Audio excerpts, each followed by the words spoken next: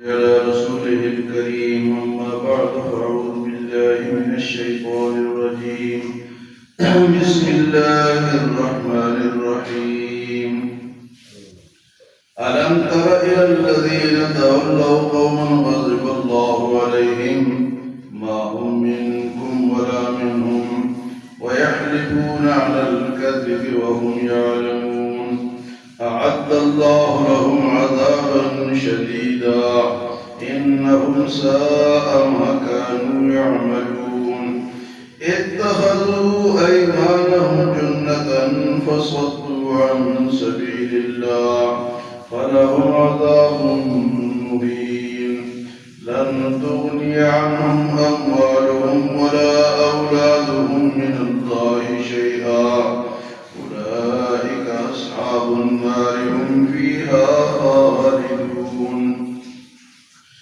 يوم يبعثهم الله جميعا فيحلفون له كما يحلفون لكم ويحسبون أنهم على شيء ألا إنهم هم الكاذبون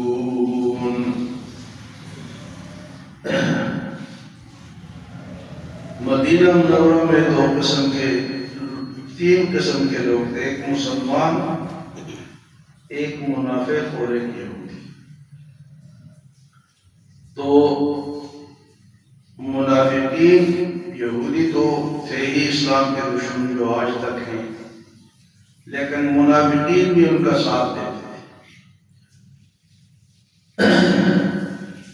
تو ہر بات پہ قسم کھاتے تھے، حضور صلی اللہ علیہ وسلم کے خلاف باتیں کرتے۔ جب آپ نے پوچھا کہ تم نے یہ باتیں کی ہے، یہ جھوٹ تم نے بولا ہے، تو انہوں نے قسم اٹھائی کہ ہم نے تو ایسی بات نہیں کی۔ عبداللہ ابن ابی بن سلول جو تھا منافقین کا جو بڑا تھا، اس نے حضور صلی اللہ علیہ وسلم کے خلاف باتیں کی۔ جب پوچھا گیا تو وہ منکر ہو گیا، اس نے کہا میں نے تو کوئی ایسی بات نہیں کی۔ تو اللہ پاک فرماتے ہیں أَلَمْ تَرَ إِلَى الَّذِينَ تَوَلَّوْا قَوْمًا غَضِبَ اللَّهُ، کیا آپ نے دیکھا ہے ان لوگوں کو جو کہ دوست بناتے ہیں ان لوگوں کو جن پر اللہ کا غضب ہوا ہے؟ أَلَمْ تَرَ إِلَى الَّذِينَ تَوَلَّوْا قَوْمًا غَضِبَ اللَّهُ عَلَيْهِمْ، تو اللہ کا غضب یہودیوں پر ہوا ہے اور ابھی تک ہے اور آخرت میں بھی ہوگا۔ ہم پڑھتے ہیں نا صراط الذین انعمت علیہم غیر المغضوب علیہم ولا الضالین، ایسے لوگوں کے راستے سے بچا جن پر تیرا غضب ہوا ہے۔ یہ ہم روزانہ پڑھتے ہیں۔ تو اہل غضب کون سے لوگ ہیں؟ یہودی۔ تو فرمایا کہ یہ جو منافقین ہیں یہ جا جا کے ان سے دوستی کرتے ہیں۔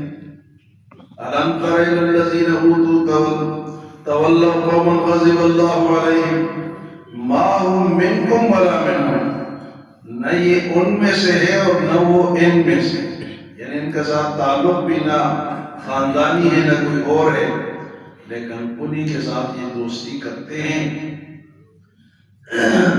اور فرمایا وَيَحْلِفُونَ عَلَى الْكَذِبِ وَهُمْ يَعْلَمُونَ، جھوٹی قسمیں کھاتے ہیں جانتے ہوئے۔ حضور صلی اللہ علیہ وسلم کے پاس آتے قسمیں کھاتے تھے، ہم نے تو کچھ نہیں کیا۔ تو جھوٹی قسمیں یہ کن کا طریقہ تھا جی؟ یہ منافقین کہ ادھر یہودیوں کے ساتھ ملتے تھے، آج بھی یہودیوں کے ساتھ جو ہے وہ اسی طرح دلی دوستی منع ہے۔ سب کافروں کے ساتھ دلی دوستی منع ہے۔ عام بات چیت آپ کر سکتے ہیں، کاروبار کر سکتے ہیں، اخلاق سے پیش آ سکتے ہیں، لیکن دل سے دوست بنانا کہ یہ ہمارے خیر خواہ ہیں، یہ منع ہے، یہ حرام ہے۔ آج بھی ہمارے کئی مسلمان ملکوں تک یہودیوں کے ساتھ وہ جناب ملتے ہیں اور ان کی باتیں مانتے ہیں۔ تو اللہ نے منع کیا کہ ان کے ساتھ دوستی نہیں رکھنی، اور اگر رکھو گے وَيَحْلِفُونَ، اور پھر جھوٹ بھی بولتے ہیں، عَلَى الْكَذِبِ، جھوٹ پر، وَهُمْ يَعْلَمُونَ، جانتے ہوئے۔ تو اللہ پاک فرماتے ہیں کہ ایسے لوگوں کا انجام کیا ہوگا؟ اعد اللہ لهم عذابا شدیدا، اللہ نے ایسے لوگوں کے لیے سخت عذاب تیار کر کے رکھا ہے. انہم ساء ما کانوا یعملون، اور یہ وہ برائی ان کو پہنچے گی جس کا ارتکاب یہ کرتے ہیں. انہم ساء ما کانوا یعملون، یہ ہے وہ سختی ان کے لیے جو یہ ارتکاب کرتے ہیں. سخت عذاب اللہ نے تیار کر کے ان کے لیے رکھا ہوا ہے. فرمایا اتخذوا ایمانہم جنۃ، اور انہوں نے قسموں کو ڈھال بنا کے رکھا ہوا ہے. ہر بات میں قسم، ہم نے تو نہیں کیا، ہم نے تو نہیں کیا، ہم نے تو یہ، یعنی قسم کو ڈھال بنانا یہ بھی منع ہے کہ قسم اٹھاؤ نہیں، یہ بات آج بھی منع ہے. فرمایا اتخذوا ایمانہم جنۃ، جس طرح تلوار کے وار سے بچنے کے لیے ڈھال بنائی جاتی ہے نا، تو سچ کو چھپانے کے لیے جھوٹ کی یا قسم کی ڈھال بنائی جاتی ہے.